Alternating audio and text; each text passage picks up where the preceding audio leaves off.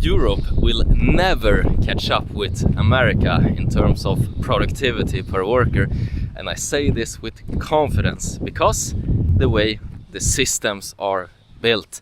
Let's get into it with the preface here of the Mario Draghi report. We recently saw the former head of the European Central Bank talk a bit about how Americans are so much more productive than Europeans and Europe is falling behind.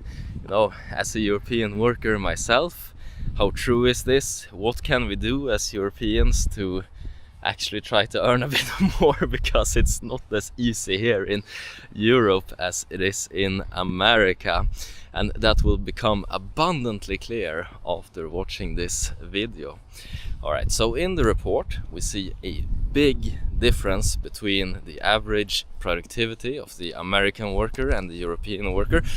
Of course, this is measured in dollars, and the dollar has strengthened as compared to the euro, being the global reserve currency, of course, but this only exaggerates the results of the report. I don't think it's the underlying issue in this case. And let's talk a bit about the underlying issue. Well, it comes down to hours worked. It comes down to the incentives. As the old legend Charlie Munger once said, "Show me the incentives and I will show you the results." So let's talk about the incentives to work in Europe.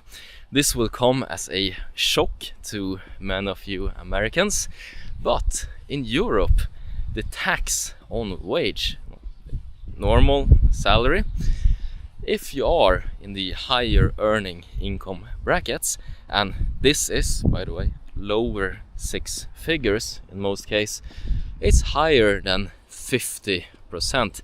And this is not even calculating social fees that the employers is forced to pay in this case.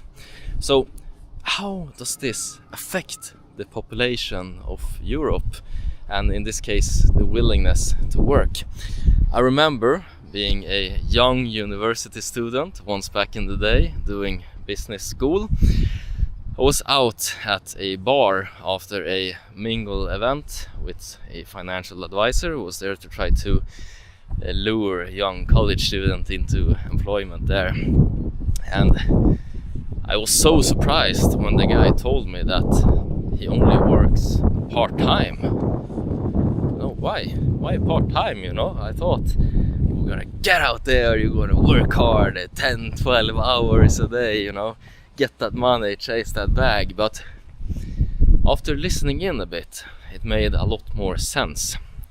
The reason that this very smart financial advisor, young guy by the way, late 20s at the time, but the reason that he was working part-time was because of the tax system in Sweden. And in his opinion, those last Swedish krona, it was not worth it. Because, you know, if he worked any harder or any longer, well, then a majority of that increase in his earnings, in his salary, would just go to the government in the form of tax. So rather than continuing to push hard, work longer hours, this, in my opinion, very smart man decided to go down to part-time, to have more leisure time, more free time to do whatever it was he wanted to do. But in that case, less salary as well. And this happens in the low six figures in Europe. It's the same here in Ireland, where I'm from right now. If we look at the taxation, it's progressive. So for the first few tens of thousands euros you earn, you don't pay that much in tax. But then as you get closer and closer to that six figure, well, then a majority of it starts to disappear.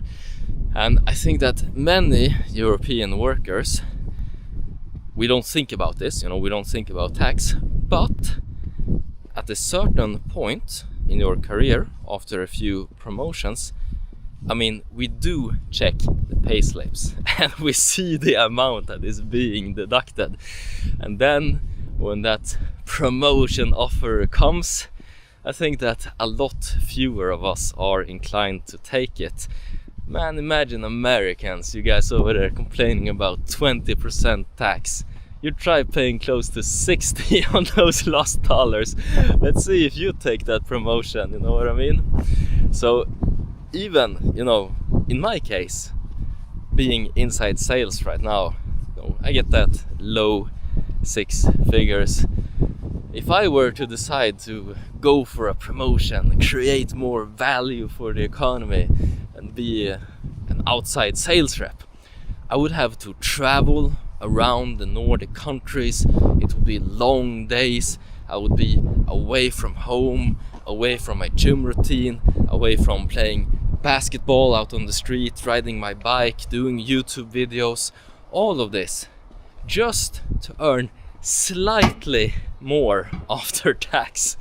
I mean, we can discuss it back and forth all day, but is that the trade that you would take? I think that after a certain point in time, then we just see the diminishing returns here, the diminishing marginal utility.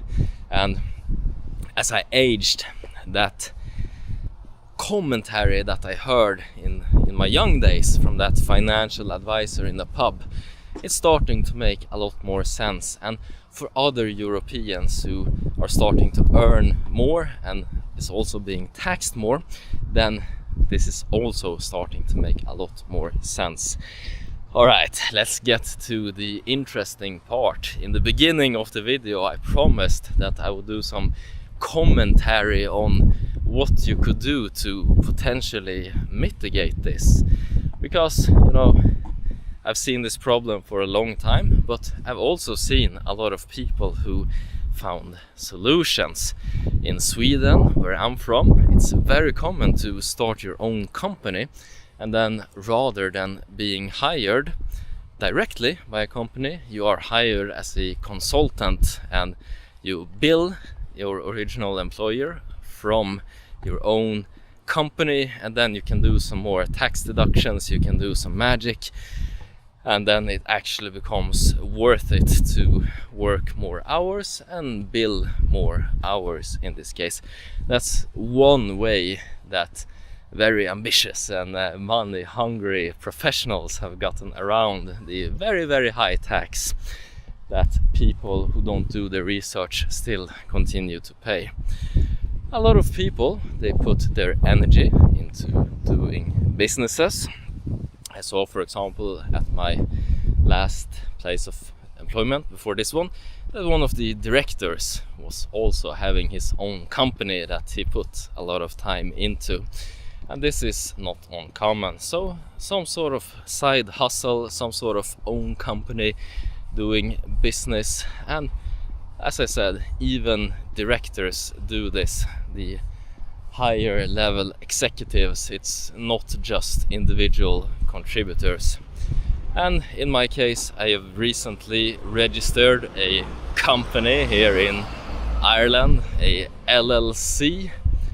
We'll perhaps talk a bit about it in the Discord in the future, so get in there. And the original tax rate here in Ireland is 12.5% without any deductions, but plenty of deductions can be made. That's only there to make the European Union less angry at Ireland and make us seem like less of a tax paradise.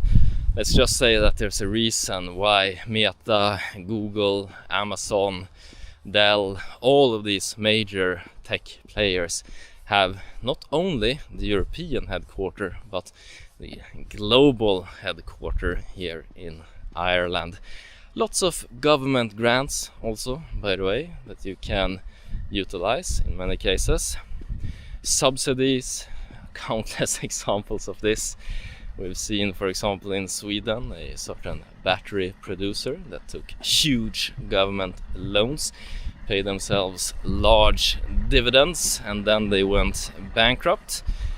So there's plenty of benefits to be had from the public sector, so to say, as well in America recently. For example, we saw Disord Health, private equity company in the healthcare sector, that used a lot of grants, paid out a lot of money. Let's see what happens in the court case in that one. But you see the general trend here, that a lot of business owners tends to make some good money, whereas if you stick to the normal 9 to 5, well, then as a European, most of it is gonna be just taxed away, and you will see very little for your gains. So let me know what you think about this reasoning in the description. If you were a European, would you continue to push towards 150, 200,000 euros a year salaries, even though you knew that after 100,000, well, you wouldn't get to keep most of it? You would subsidize a lot of welfare, you would subsidize a lot of companies. I'm sure some people are fine by it, but in my opinion, I think a majority, if they just saw how the cash flow was, they would think twice about taking that promotion. Alright, that's been it for this video, and as always, hope you guys make a ton of money, whatever investments decisions you decide to make. Take care now, bye bye.